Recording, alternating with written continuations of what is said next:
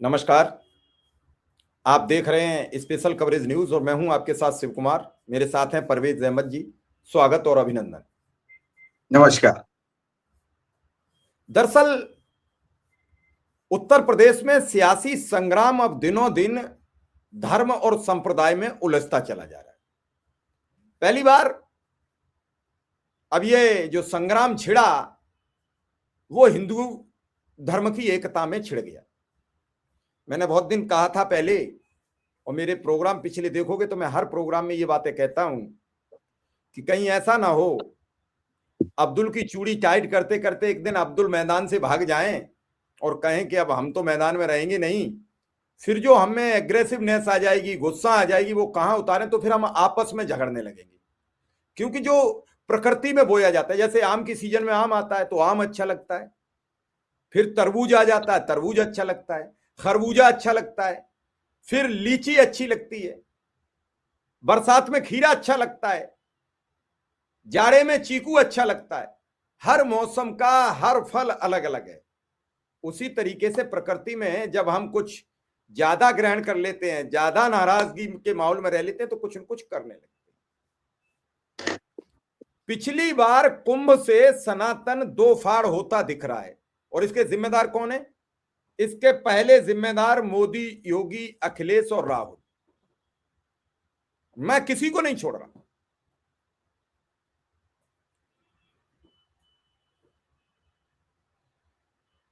स्वयं योगेश्वरानंद ने कुंभ पर सवाल उठाए।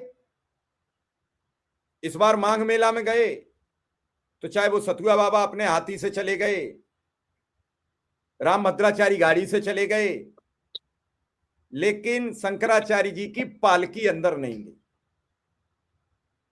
उनसे प्रमाण पत्र मांग लिया गया। अब उन पर एफआईआर दर्ज करा दी गई। अभी एक शंकराचार्य जी का मैं बयान सुन रहा था, वो कह रहे हैं कि जब आप गंगा स्नान नहीं करने दोगे, इसमें जाति धर्म संप्रदाय का है, एक आम नागरिक का भी अधिकार है गंगा स्नान का। आपने उन्हें गंगा स्नान से रोका है। हम लोग गौ हत्या पर रोक लगा रहे हैं, तो जैसे ही गौ हत्या की बात आती है भाजपा बिदक क्यों जाती है? आप पहली सरकारों में रोज थोड़ी सुनते चाय और देना यार। बजरंग दल ने पकड़ लिया, फलाने ने पकड़ लिया। अब पिछले 8 वर्षों में कोई ट्रक पकड़ा गया? जबकि बीफ का जो कारोबार था वो कई गुना बढ़ गया। तो ये जो विखंडित हो रहा है सनातन, इसके क्या मायने? हालांकि लोग सवाल करेंगे कि परवेज आदम कैसे बता देंगे कि सनातन कैसे बिखर रहा है। लोगों को ज्ञान होना चाहिए, धर्म संप्रदाय की बात नहीं होनी चाहिए। तो परवेज भाई, मेरा पहला सवाल आपसे कि आखिर ये सनातन बिखर क्यों रहा है? अपने अपने संत, अपने अपने महंत, जो जिसके फेवर में बयान दे दे वो उसी के साथ खड़ा है। शिव कुमार जी, मैं बड़ा दिलचस्प है, आपने एक तो वो बात कह भी दी जो मैं कहता कि कई लोग ये सवाल कर सकते हैं कि परवेज अहमद सनातन पर कैसे बोल सकते हैं और कैसे कह सकते हैं। लेकिन हम तो इसी भारत के नागरिक हैं, जहां सनातन भी हमारे साथ साथ चलता है, इस्लाम भी चलता है, क्रिश्चियनिटी भी चलती है, बौद्धिज्म भी चलता है, और हम सबको साथ लेकर जीते हैं। और हम सबको साथ जीने वाले संस्कारों वाले व्यक्ति हैं, जिसमें सारे लोगों को एक साथ जिया जाए और एक साथ रहा जाए।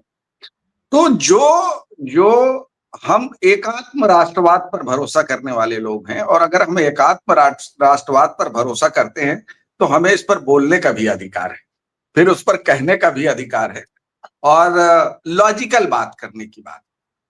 देखिए शुक्र भाई, एक फिर हम एक नए तरीके की बात करना चाहते हैं अपने दर्शकों के लिए, कि अभी तक भारतीय जनता पार्टी का एक बड़ा धड़ा, मैं पूरी भारतीय जनता पार्टी नहीं कह रहा हूं, भारतीय जनता पार्टी का एक बड़ा धड़ा डिवीजन पॉलिटिक्स पर फोकस रहा है।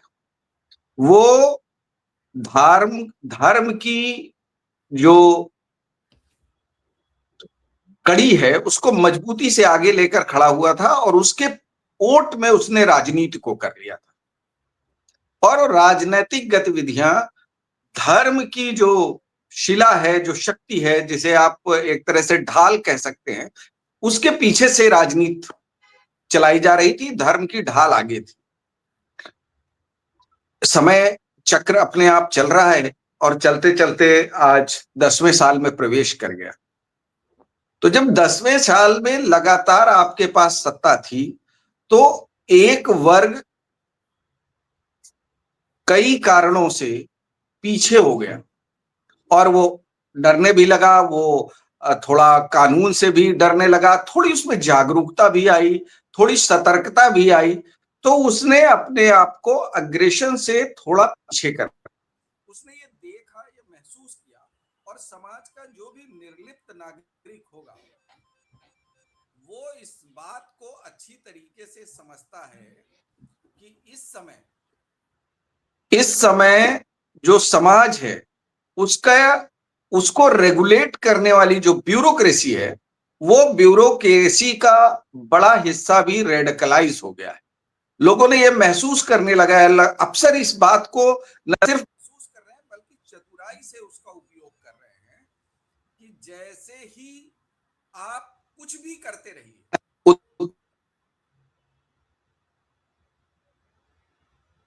आप करप्शन करिए और भी जो भी चाहिए वो करिए, लेकिन बस जब आप आरोपों के घेरे में आने लगे तब आप मुसलमानों पर कुछ कार्रवाई कर दीजिए और ये इस्टेब्लिश करिए कि ये सारा जो गड़बड़ियां हो रही है, दुष्प्रचार हो रहा है, वो सारी चीजें हो रही है वो मुसलमानों के कारण हो रही है।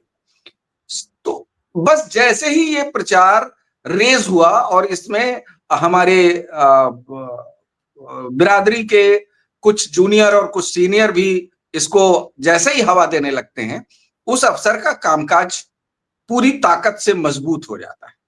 और जैसे ही ये मजबूत हुआ, आप ये समझ लीजिए कि फिर वो अफसर को शायद मनमानी का सर्टिफिकेट मिल जाता है।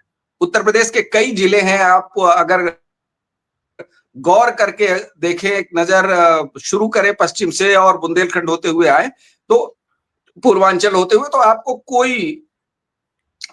कई जिले ऐसे मिलेंगे जहां इस तरह की स्थितियां हुई।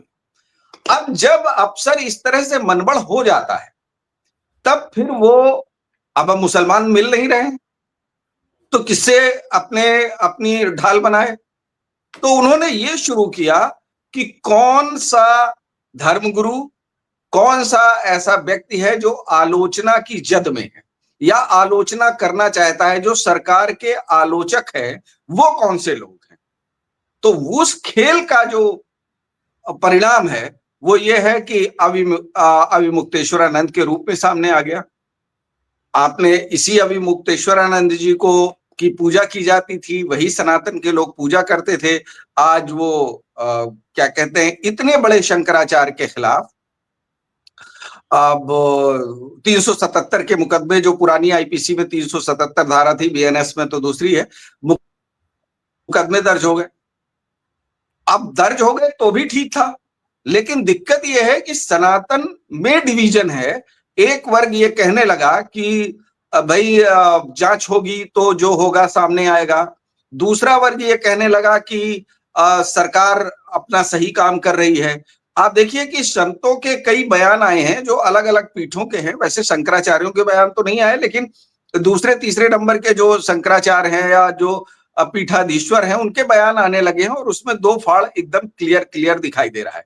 कोई भी ये कहने के लिए तैयार नहीं है कि किसी भी शंकराचार्य के खिलाफ कोई भगवाधारी व्यक्ति जिसके खिलाफ जिसकी एचएस हो, उसकी तहरीर पर इतना तेजी से मुकदमा, इतना तेजी से अदालती कार्रवाई क्यों हुई है, एक जांच का विषय ये क्यों नहीं बनता है। पर ये चीजें होने की जगह बात खत्म हो गई। अब इत्तेफाक की तरफ आपके लौटते हैं, चूंकि किस्सा गोई की तरह मैं बात कर रहा हूं। तो अखिलेश यादव जी ने एक और नई हवा दी। जैसे ही अविमुक्तेश्वरानंद ने कहा कि जिन्होंने उनके खिलाफ एफआईआर लिखाई है वो चित्रकूट के महंत जी के यहाँ से दीक्षित हैं। अब जैसे ही ये बात आई, उसके दूसरे तीसरे दिन अखिलेश यादव जी ने एक प्रेस कॉन्फ्रेंस की और प्रेस कॉन्फ्रेंस करके कहा कि चित्रकूट के महात्मा जी के खिलाफ तो मेरी सरकार में एफआईआर लिखे जाने का कागज आए थे, लेकिन मैंने जो है वो मुकदमा नहीं दर्ज किया। मुझ पे मैंने कार्रवाई नहीं की, सॉरी माफ करिएगा, मुकदमा दर्ज नहीं, मैंने कार्रवाई नहीं की। आपको याद होगा अखिलेश जी ने इससे पहले एक बार और कहा था, जब मुख्यमंत्री को लेकर उन्होंने कहा था कि जब मैं मुख्यमंत्री था तो योगी आदित्यनाथ जी की एक पत्रावली आई थी लेकिन मैंने कार्रवाई नहीं की।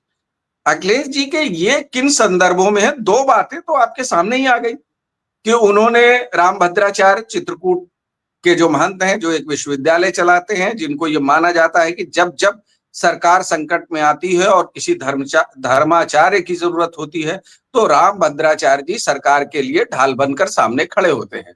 वो मोदी जी और योगी जी के डिफेंस में कुछ भी बोल, हालांकि उनके कई बयान बहुत विवादित हैं जो जातीय आधार पर उन्होंने दिए हैं, लेकिन फिर भी वो योगी आदित्यनाथ जी और मोदी जी की ढाल बनकर खड़े हो जाते हैं।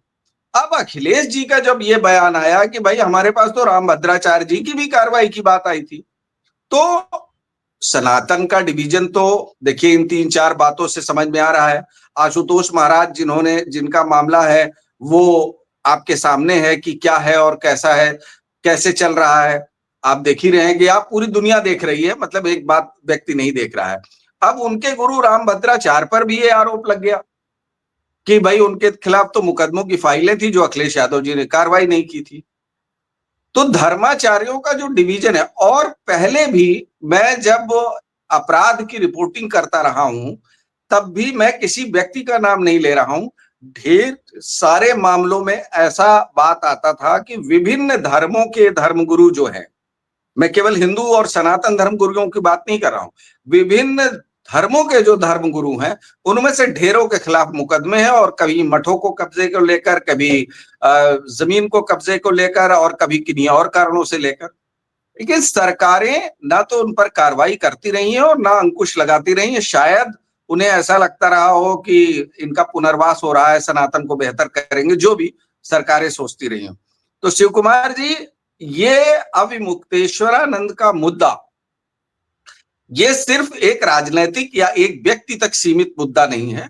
अब ये हर घर पर बहस का मुद्दा है, और ये निश्चित रूप से सनातन को न सिर्फ कमजोर कर रहा है, बल्कि ये काम तो मुस्लिम आक्रांताओं या मुस्लिम कट्टरपंथियों ने भी नहीं किया कि सनातन की के रास्तों या सनातन की जो झंडा बरदारी कर रहे हों उनके खिलाफ इस तरह के आरोप प्रत्यारोप लगाए हों।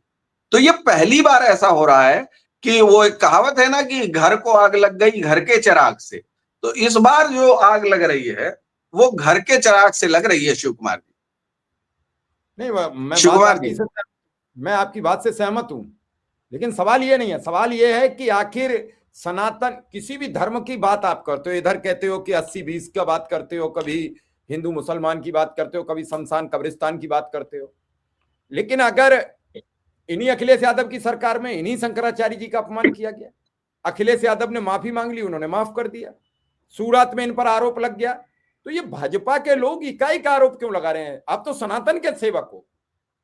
मेरा बड़ा गंभीर दर्शकों से सवाल है, भाई आप कैसे 2017 जब योगी आदित्यनाथ शपथ लेते हैं तो आपको पता होगा बनारस में कुछ तोड़फोड़ को लेकर बयान दिया अविमुक्तेश्वरानंद ने, तो उन्होंने कहा अरे आप तो हमारे शंकराचार्य बनने वाले हो। योगी जी ने बात की, वो ऑडियो भी वायरल हुआ। इन सब के बावजूद फिर क्या हुआ? क्या कुंभ की जो उनकी बयानबाजी रही, उन्होंने कहा कुंभ में पाप हुआ है, कुंभ में लोगों की मौत हुई है, कुंभ खंडित हो गया। तो ये जो अंदरूनी लड़ाई चली वो अब इस हालत में परिणित हो गई है कि धर्म बढ़ता नजर आ रहा है। आखिर ये बताइए, हम नागरिक किस साधु के साथ खड़ा हो, किस संत के साथ खड़ा हो, किस शंकराचार्य के साथ खड़ा हो, किसके साथ खड़ा होकर वो सनातन को बचाने का विकल्प बनाए? शंकराचार्य जी कह रहे हैं हम चारों लोग साथ हैं, हम गौ हत्या पर साथ हैं। तो क्या जो 10 मार्च को साधु संतों का रेला आ रहा है उसको लेकर अखिलेश का खेमा खुश है और योगी के खेमे में सन्नाटा है? क्या होगा?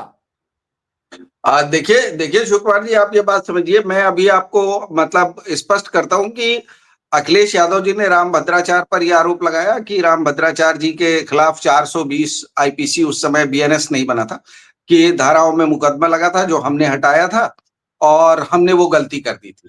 अब रामभद्राचार्य जी का इस पर एक बयान आ गया, वो कह रहे हैं कि ये सब अखिलेश यादव का भ्रम है, अखिलेश यादव भ्रम में है।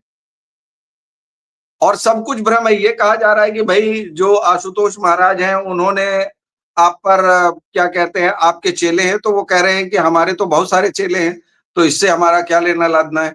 तो इस तरह की बात उनकी तरफ से, रामभद्राचार्य जी की तरफ से भी निकल कर आई है। आज एक न्यूज चैनल ने बाकायदा क्या कहते हैं, शिव कुमार जी कई अलग अलग पीठों के धर्माचार्यों से बातचीत की है। वो न्यूज पोर्टल है, माफ करिएगा, न्यूज क्या कहते हैं, टेलीविजन वाले तो ये सब काम करते ही नहीं है। तो धर्माचार्यों का खेमा बिल्कुल साफ साफ बटा हुआ नजर आ रहा है। उनका ये कहना है सबके सबका ऑलमोस्ट जो लोग हैं वो अविमुक्तेश्वरानंद के साथ खड़े हुए, और उनका कहना है कि किसी धर्मगुरु पर इस तरह के पुराने मामलों पर इस तरह एफआईआर का तहरीर देना और ऐसे साधु के जरिए देना जो जिनकी कानूनी रूप से एक हिस्ट्री सीट है और उनके खिलाफ बाकायदे मुकदमे चल रहे हैं, वो हिस्ट्री सीट अभी बंद नहीं हुई है। ऐसे में प्रशासन को और सरकार को आगे की कार्रवाई के लिए जब अदालत में 156(3) में यह तहरीर दी गई होगी, तब वो सरकार के पास जो नोटिस गया होगा उस पर विधिवत बातचीत सरकार को रखनी चाहिए थी, लेकिन सरकार ने नहीं रखा। नतीजन मजिस्ट्रेट ने एक एफआईआर का आदेश कर दिया। एक वर्ग साधुओं का यह कहना है, कुछ साधुओं का कहना है कि जो भी आरोप लगे हैं वो जांच हो रही है, जांच में सब दूध का दूध और पानी का पानी हो जाएगा।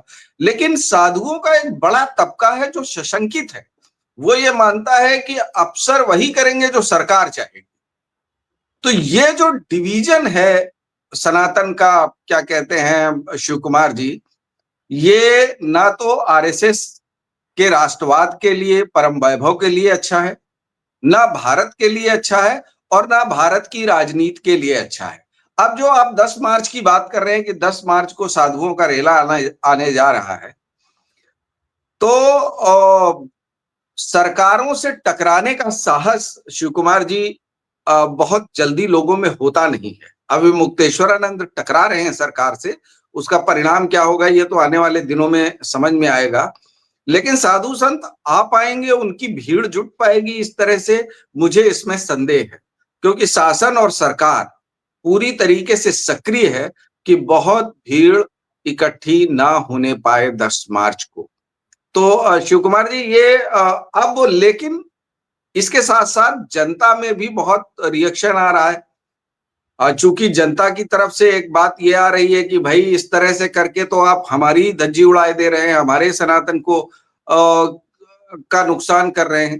तो ये सब जो चीजें चल रही हैं बड़ी गड्ढम गड्ढ हैं। उत्तर प्रदेश के चुनाव भी 27 में होने वाले हैं और ये सब चीजें नया गुल खिलाएंगी। शिव कुमार जी, नहीं, मैं बस एक आपसे अंतिम सवाल करूंगा, क्या इन सब सवालों से भाजपा घिरती नहीं चली आ रही है?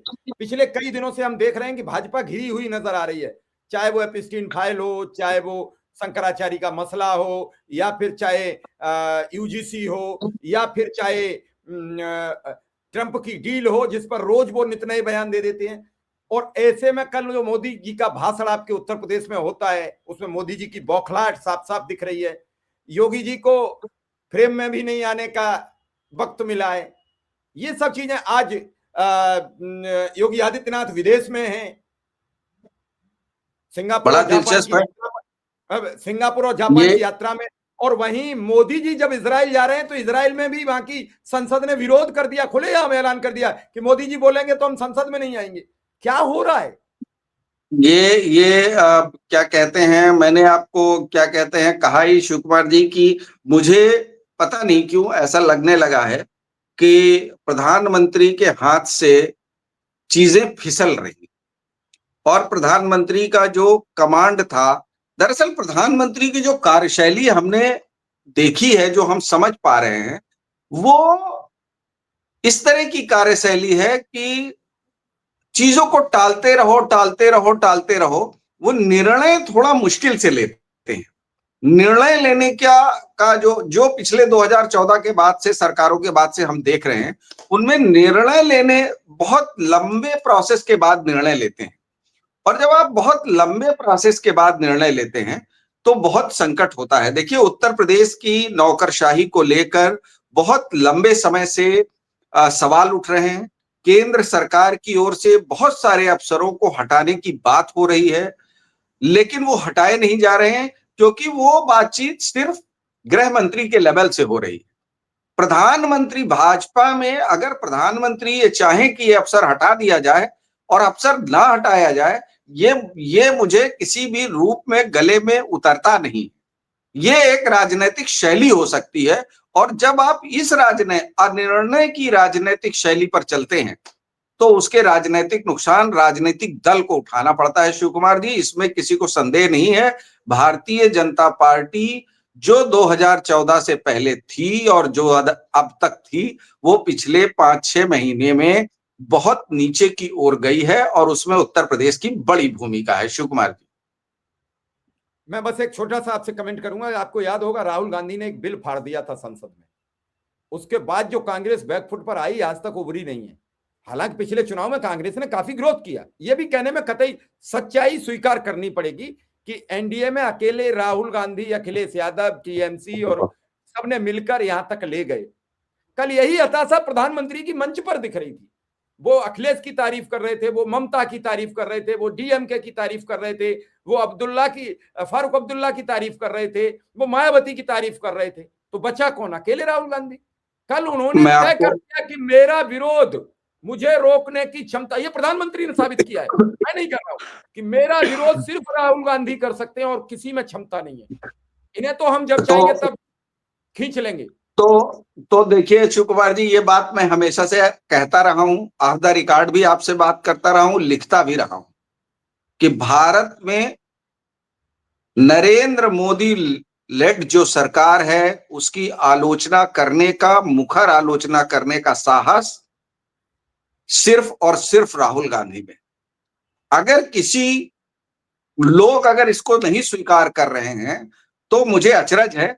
इसके अलावा शायद ही कोई ऐसा नेता हो जो भारतीय जनता पार्टी का मुखर विरोध कर रहा हो। आपने जिस बिल का जिक्र किया है, मैं आपको याद दिला दूं, ये बिल उन्होंने हरदोई के एक चुनावी जनसभा में फाड़ा था। मैं उन दिनों हिंदुस्तान अखबार का रिपोर्टर था और कांग्रेस बीट रिपोर्ट करता था। मैं उस रैली में मौजूद था जब उन्होंने ये बिल फाड़ा। तो पहली बार उन्होंने हरदोई में वो बिल फाड़ा था, हरदोई की एक चुनावी जनसभा के दौरान, कि मनमोहन सिंह ये बिल लाए हैं लेकिन ये जनता के खिलाफ है, मैं इसको फाड़ता हूं। उसके बाद वो और जगहों पर क्या कहते हैं, ये बात शुरू हुई।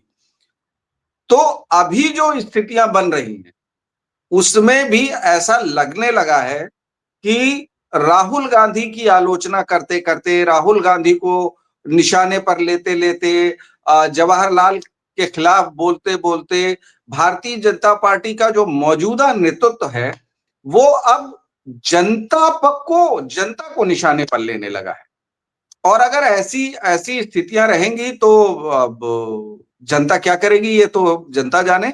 लेकिन निश्चित रूप से जनता उस तरह से खुश नहीं है जैसे उसे वो थोड़े दिन पहले हुआ करती, कुछ महीनों पहले तक मोदी और योगी के लिए हुआ करती थी। यूजीसी के नए संशोधन नियमों ने नरेंद्र मोदी के राजनीतिक ग्राफ को बहुत नीचे ला दिया है। चुनावी जीत हार अपनी जगह पर है, लेकिन लोकप्रियता का परसेंटेज गिरा दिया है। शिव कुमार जी, इसमें कोई संदेह की स्थिति नहीं है। चलिए परवेश भाई, आपने खूब ढंग से समझाने का प्रयास किया है, और सनातन दो फाड़ हो गया, इसमें कोई दो राय नहीं है। इस सनातन को बचाने के लिए अब सबको मैदान में आना पड़ेगा, तभी सनातन बचेगा। आपने हमें बिल्कुल सनातन बनाने के लिए मैं कह रहा हूं, सिर्फ हिंदू समाज को नहीं। शिव कुमार जी, एक लाइन और जोड़ देता हूं, पूरे समग्र भारतीय समाज को बचाना होगा। अगर एक भी धार्मिक कल्चर या उसके संस्कार नष्ट हुए, चाहे वो हिंदू के हों, चाहे मुसलमान के हों, चाहे बौद्ध के हों, तब भारत के लिए बहुत चुनौती है। संस्कारों के साथ साथ ही भारत मजबूत हो सकता है। शिव कुमार जी, तो आपका बहुत बहुत आभार, धन्यवाद, नमस्कार।